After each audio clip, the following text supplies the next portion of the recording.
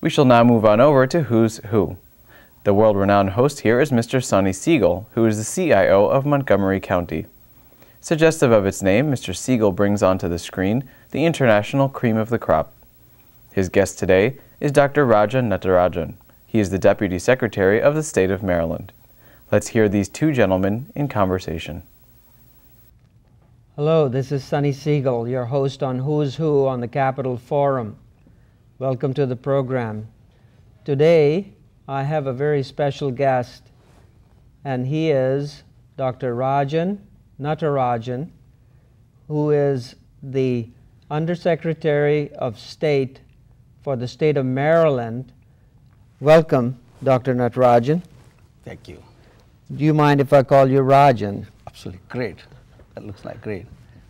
So you are actually in a very unique position, being that Governor O'Malley of the state of Maryland named you the first Indian American to his cabinet as the Secretary for External Affairs and Policy.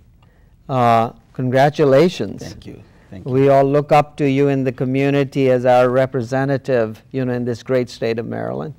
I wanted to ask you, for our viewers, what your responsibilities and duties are as the Secretary.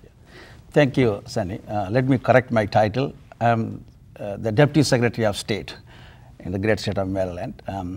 First of all, I want to take this opportunity to thank our Governor Martin O'Malley, Lieutenant Governor Anthony Brown, and the Secretary of State John McDonough for providing me with this great opportunity as the Deputy Secretary of State for Policy and External Affairs in Maryland. So I'm really honored and blessed to have this great position to be a public servant in Maryland. My key responsibilities are, I can really list a few. For example, I represent Governor and the Secretary of State in public activities and community outreach, and I advise the Secretary of State on all external affair related issues and developments. And I'm involved promoting international Maryland diplomatic relationship and partnership, and also I'm involved to build strong government private industry public-private partnerships we call 3Ps, and also I'm involved overseeing sister state international program and Maryland International Consortium, which is a very popular program that Maryland has for the past 35 years. In addition to all these I am coordinating legislative and executive related matters. I see. Well, that's a lot of responsibility. Thank you. And I know this is of great interest to our viewers. You led a delegation under Governor O'Malley to India. Correct. And I believe you recently led another delegation under our previous Governor Glendenning to India. What sort of benefits would have accrued from these missions to the great state of Maryland and to our country, the U.S. of America? Good. In fact, Governor Matthew O'Malley's trade mission to India was a huge success.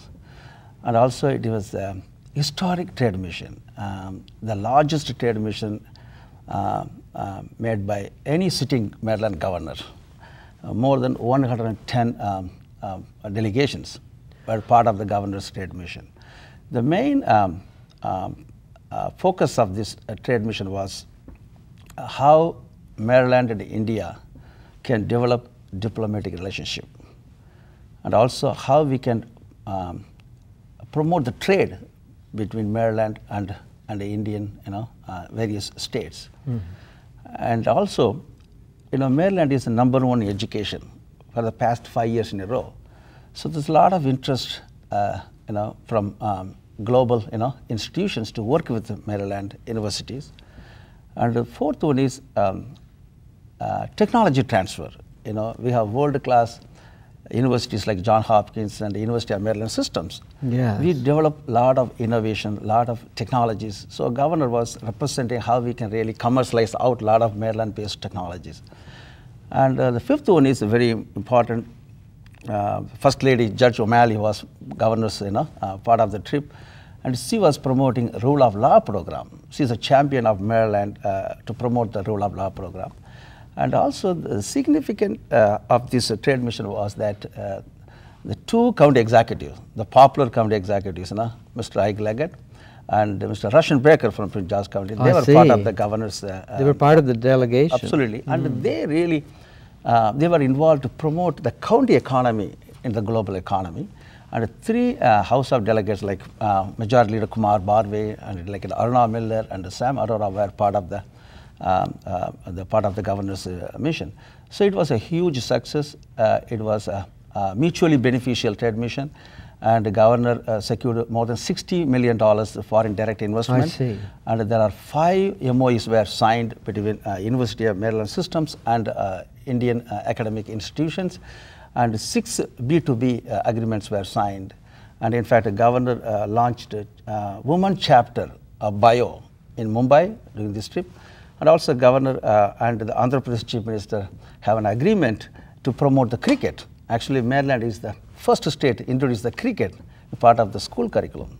So it was a huge success. It's a mutually beneficial trade missions. Oh, it is. It certainly seems that the missions that you have led will have far-reaching effects in how we are viewed, by our counterparts in India. Correct. And then, of course, how we view them. Many of us are, of course, from India or of Indian origin. Correct. And so we're greatly proud of your work in formalizing, some of these relationships.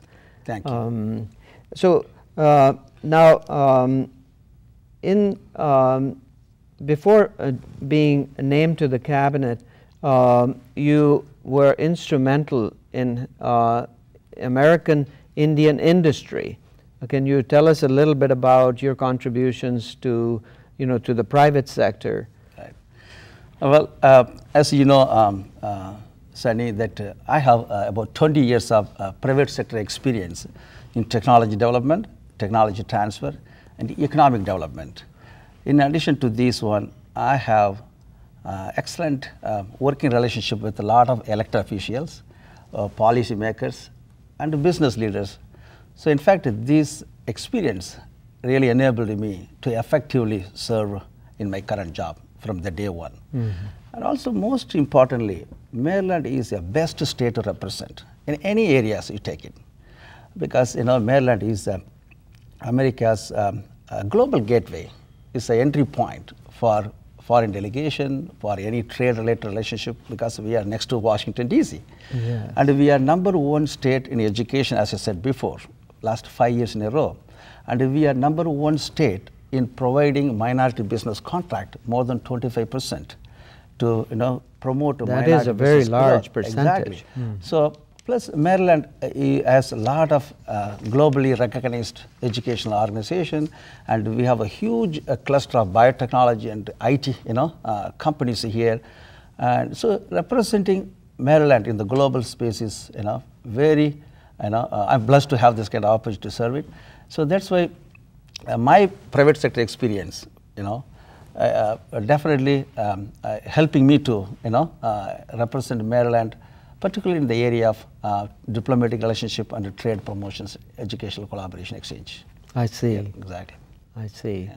Now, Governor O'Malley is not running for governor again.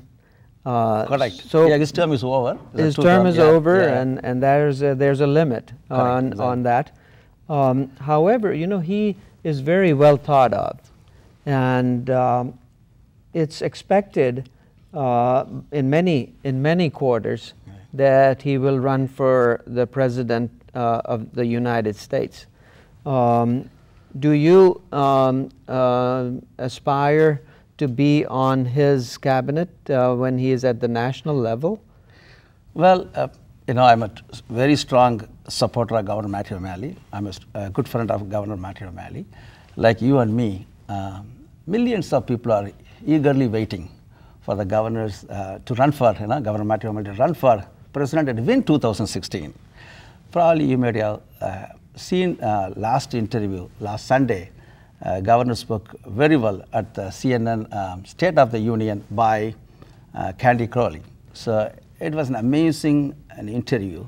And in that interview, for similar question, he said that he's thinking about it.